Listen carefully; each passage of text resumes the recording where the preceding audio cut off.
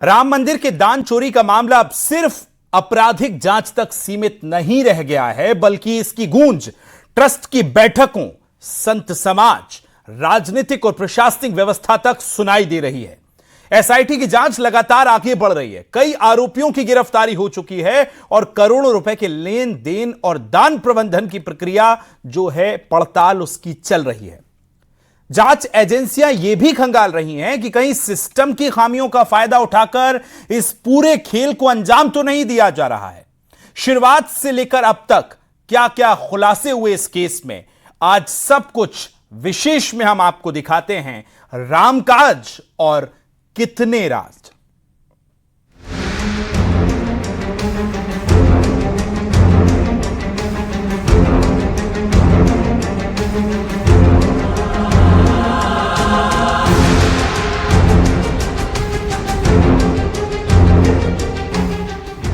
करोड़ों राम भक्तों की आस्था का केंद्र अयोध्या का भव्य राम मंदिर देश में चर्चा का सबब बना हुआ है।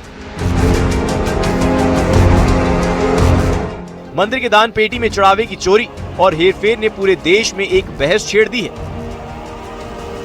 उत्तर प्रदेश की योगी सरकार ने इस मामले में जीरो टॉलरेंस की नीति अपनाते हुए एसआईटी का गठन किया है और 8 आरोपियों को सलाखों के पीछे भेज दिया है। लेकिन बड़ा सवाल ये है कि इस घोटाले के तार कहां तक जुड़े हैं। क्या भगवान राम के दरबार में सेंधमारी सिर्फ दान पेटी तक सीमित थी या अभी और राज भी खुलने बाकी हैं?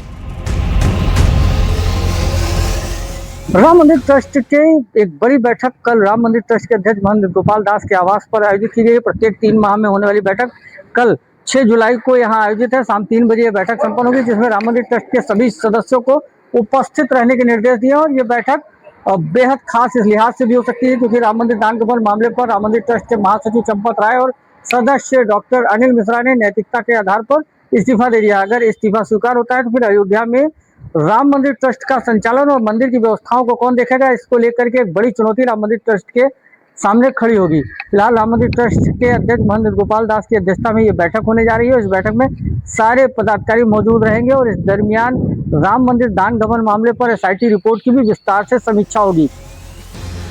अयोध्या में रामलला के दरबार में आए चढ़ावे में धांधली का खुलासा किसी फिल्मी कहानी जैसा है। एसआईटी की जांच रिपोर्ट के मुताबिक मंदिर परिसर में रखे लगभग 35 दान पात्रों से रकम निकालते समय हेरफेर की गई। सीसीटीवी कैमरों के व्यू को ब्लॉक कर सेवादारों और कर्मचारियों ने इस चोरी को अंजाम दिया था। पुलिस ने जेल में बंद आरोपियों से पूछताछ की, जिसमें उन्होंने पैसों के हेरफेर और बंदरबांट करने का जुर्म भी कबूल कर लिया है। ऐसे ऐसे आरोप लगा दिए हैं चंपत राय जी पर, ऐसे ऐसे आरोप लगा दिए हैं कि सर शर्म से झुके जा रहा है कि ऐसे लोगों के हाथ में कमान। और ना संतोष दुबे जी पे कार्रवाई हो रही है और ना यति नरसिम्हानंद पे। चंपत राय को चाहिए कि वो आके सामने जवाब दें, बोले। और सबसे अहम बात जो देश इस वक्त पूछ रहा है, देश के लोग पूछ रहे हैं, हिंदू मुसलमान सिख ईसाई सब ये बात पूछ रहे हैं, सरकार से जुड़े लोग भी पूछ रहे हैं, विपक्ष से जुड़े लोग भी पूछ रहे हैं कि जब मर्यादा पुरुषोत्तम भगवान श्री राम का खजाना सुरक्षित नहीं है इस देश में, तो भारत देश का खजाना कैसे सुरक्षित है ये मान लिया जाए। जैसे ही दान चोरी का ये मामला सामने आया, मुख्यमंत्री योगी आदित्यनाथ ने मामले की कमान सीधे अपने हाथ में ले ली। एसआईटी की शुरुआती रिपोर्ट के आधार पर की गई ताबड़तोड़ गिरफ्तारियों ने साफ कर दिया है कि आस्था के साथ खिलवाड़ करने वालों को बख्शा नहीं जाएगा। जांच में लापरवाही को देखते हुए मंदिर ट्रस्ट की व्यवस्था को पारदर्शी बनाने के लिए एक नए मुख्य कार्यकारी अधिकारी यानी सीईओ की नियुक्ति का प्रस्ताव रखा गया है। इसके साथ ही दान गिनने वालों के लिए ड्रेस कोड और कड़ी निगरानी जैसे कदम उठाए जा रहे हैं। राम मंदिर दान पात्र गबन मामले पर अब जेल में निरुद्ध 5 आरोपियों से पूछताछ के लिए विवेचक आशुतोष मिश्रा पहुंच चुके हैं और जेल के अंदर इन्होंने प्रवेश कर लिया है। अब आज चूंकि अविनाश शुक्ला से जो पूछताछ हुई थी उसमें कई अहम सबूत और कई अहम चैट मिली थी, जिसको लेकर के अब आज 5 आरोपी मनीष यादव, रमाशंकर टिन्नू, कौणेश, इसके साथ ही अनुकल्प और लौकुश, इन सभी लोगों से पूछताछ की जाएगी और पूछताछ के बाद अपना विवेचक इनका बयान दर्ज करेंगे। इस बीच एसआईटी की जांच सिर्फ चढ़ावे तक सीमित नहीं रही। जांच दल ने राम जन्मभूमि तीर्थ क्षेत्र ट्रस्ट के महासचिव चंपत राय और अन्य सदस्यों से घंटों पूछताछ की। मामला इसलिए भी तूल पकड़ रहा है क्योंकि 2021 में जमीन खरीद में हुए कथित घोटालों के पुराने पन्ने भी फिर से पलट गए हैं। विपक्षी दल, खास तौर पर समाजवादी पार्टी के मुखिया अखिलेश यादव इस मुद्दे को लेकर यूपी सरकार पर लगातार आक्रामक है।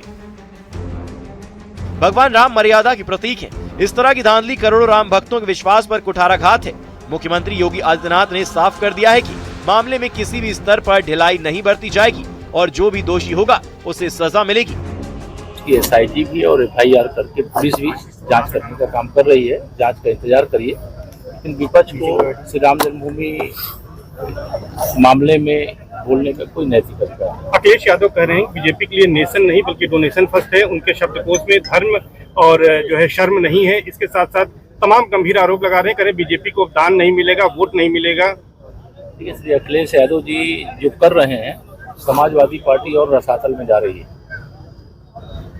जिन लोगों ने वहाँ कर्मचारी के रूप में सेवा की और लोगों ने इस प्रकार से चोरी करने की घटना की, जिसकी जांच चल रही है, वह निश्चित तौर से पीड़ाजनक है। उसको किसी भी दृष्टि से अनुचित ही माना जाएगा। लेकिन यूपी में चुनावी माहौल के बीच ये मुद्दा सियासत के केंद्र में आ गया है। Bureau report, news 18।